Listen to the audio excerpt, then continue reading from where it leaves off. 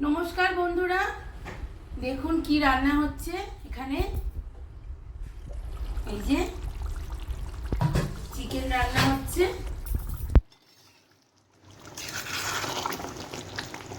এই যে leg piece, এই যে বড় বড় চিকেনের পিস। এই দিয়ে কি রান্না হবে বলুন তো? চলুন দেখাই আপনাদের কি রান্না হবে আজকে। এখানে হচ্ছে এই যে আলু সিদ্ধ, কারণ আমাদের আজকের হচ্ছে বিরিয়ানি। আর এখানে দেখুন বিরিয়ানির ভাত রেডি করা হয়ে গেছে।